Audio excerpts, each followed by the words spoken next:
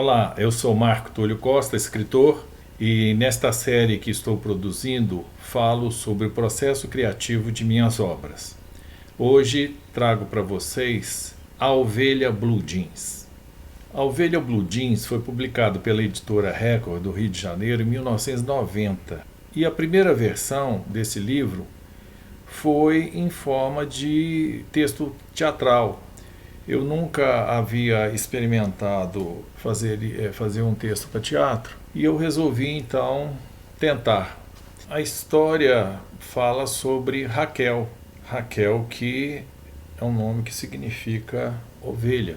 E Raquel é uma ovelha blue jeans, né? Uma ovelha do tempo dela, uma jovem, uma adolescente, que namora com Júnior e ela engravida. O que eu tenho falado para as pessoas a respeito desse livro é um livro que fala sobre vários tipos de gravidez. Fala sobre a gravidez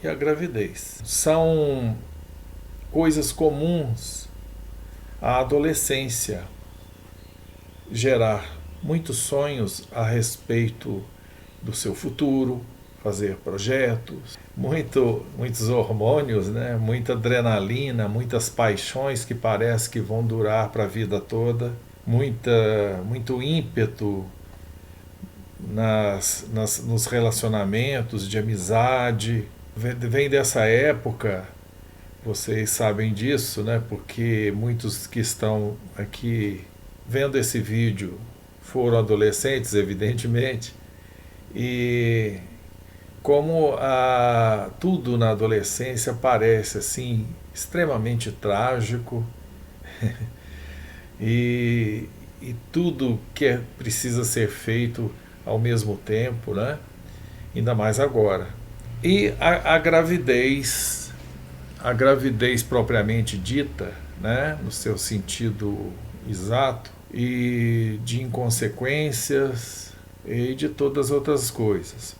Então o livro vai tratar de um grupinho de amigos e cada qual está grávido à sua maneira. Temos aqui uma adolescente que sonha em ser atriz, mas que no final das contas tem que se render à realidade e vai trabalhar burocraticamente. Um rapaz que tem toda a competência para fazer aí um curso superior, mas as suas condições financeiras, né, condições financeiras da família, são insuficientes para mantê-lo numa cidade maior, onde ele pudesse prestar um vestibular e fazer, então ele acaba se rendendo a essa realidade, vai enfrentar a vida de outra forma. Tem um personagem baseado numa pessoa real, que é o Zé Aribu, que é meu amigo, e os irmãos dele, inclusive, já apareceram em outro livro meu, Aventura dos Filhos na Barriga da Noite,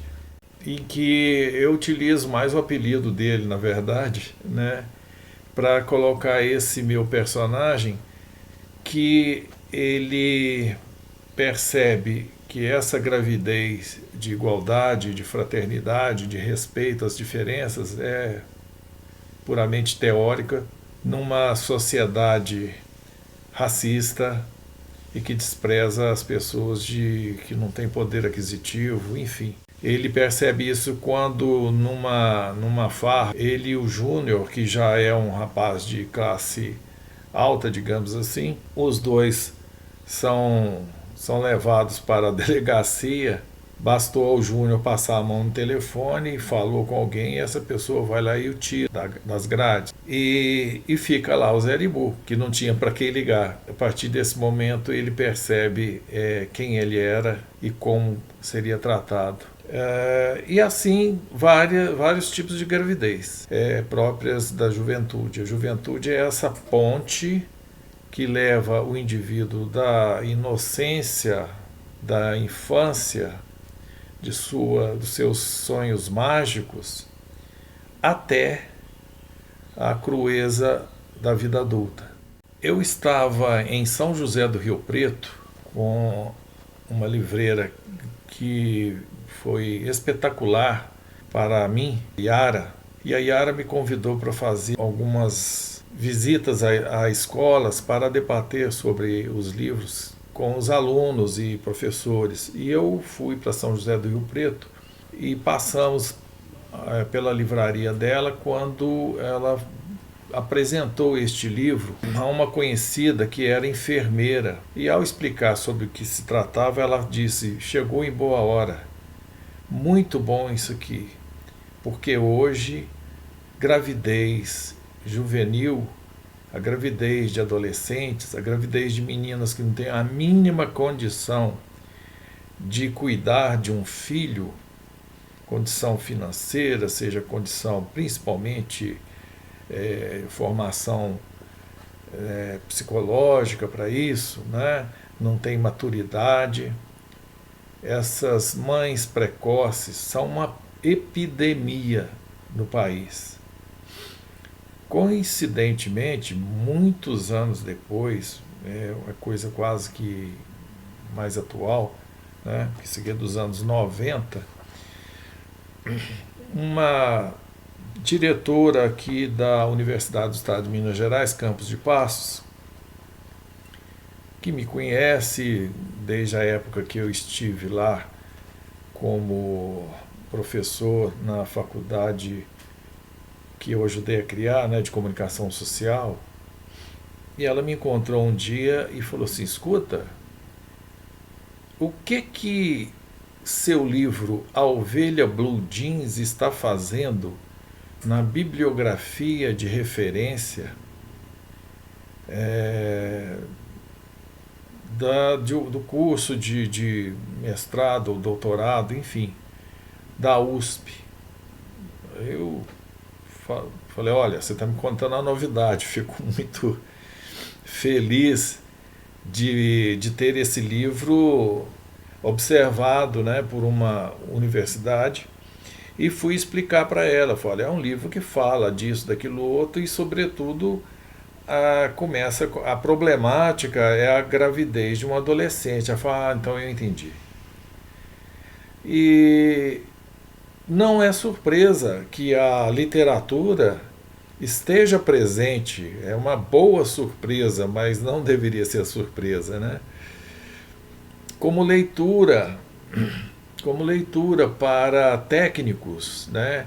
Para aqueles cientistas que, focado numa determinada coisa, muitas vezes precisam ter também o suporte sobre o que ocorre na cabeça da adolescente, o comportamento. E a literatura, de forma geral, ela abre essa humanidade para dentro de coisas técnicas, né? Eu fiz muitas referências, brincadeiras com títulos dos capítulos, né, aqui, que remetem muito para a minha própria adolescência, filmes e coisas que eu gostava, e também histórias, né? Temos aqui Enterre Meu Coração nas Curvas da Namorada, Enterre Meu Coração na Curva do Rio, o livro, né? E também o filme. Um Homem Longe Demais, né? Eram os diabos guardas de trânsito, eram os deuses astronautas do teórico, A Origem dos Deuses. O amor é azul, quando chove desbota. É a música, né? E o vento levou para onde? Dois perdidos do outro lado da meia-noite. O expresso da meia-noite para Belo Horizonte. E tem uma passagem no livro que aconteceu, que foi inspirada num fato assim muito curioso, que aconteceu com um amigo que é poeta, está em Brasília, o Zé Alexandre Marino, e que me envolveu também.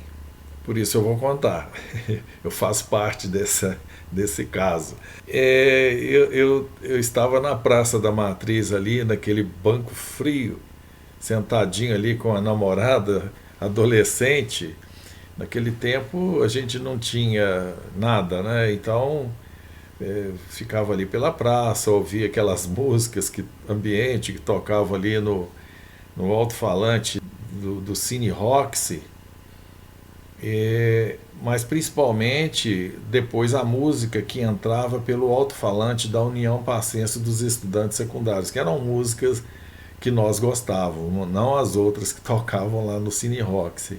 E depois que terminava aquilo, a gente pegava as namoradas, pegava modo de dizer, né? A gente levava as namoradas a pé até a casa, não tinha carro.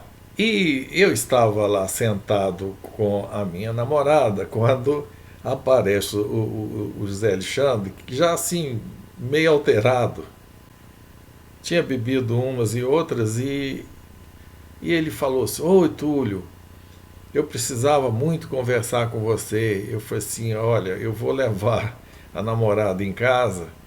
Se você ficar andando aqui na praça, tá certo? Fica andando aí para você dar uma melhorada, porque a hora que eu chegar você está em condição melhor, porque eu estou achando que você não está bem.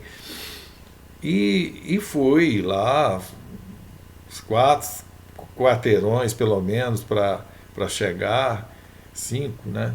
E mais 5 para voltar, aquela coisinha de namorico na porta da casa antes de despedir, não vai, vou, não vai, vou, enfim.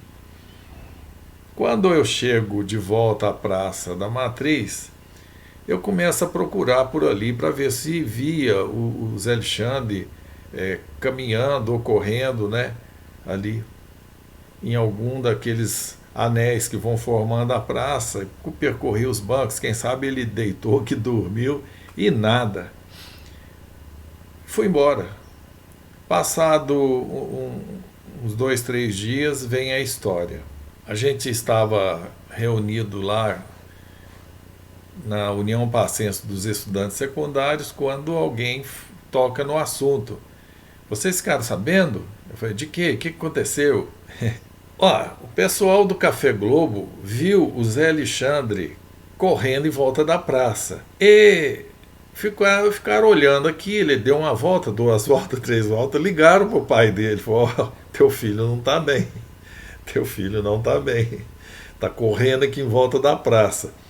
Isso num tempo que correr era um ato de quem fugia de polícia, não existia o Cooper, ninguém corria na rua. Hoje todo mundo corre, todo mundo conversa sozinho, o mundo ficou doido, né? Mas naquela época quem corria era doido, estava fugindo da polícia. E aí o seu José Marino, pai do Zé Alexandre, pegou a Vermaguete dele, uma Vermaguete marrom, e veio lá de casa e deu uma voltinha atrás ali para procurar, e quando viu o filho, ele vinha com a Vermaguete: Zé Alexandre, para com isso! E ele corria, e a Vermaguete atrás, fazendo o percurso.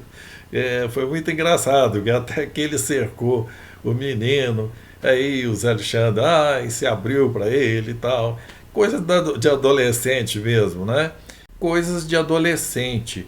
Como eu disse, é um livro sobre adolescentes, com muitas histórias inspiradas em pessoas reais. Este foi A Ovelha Blue Jeans, um livro que muitas escolas aproveitaram para levar a seus alunos essas questões. Me lembro muito bem de uma professora que teve um filho antes de se casar, enfim.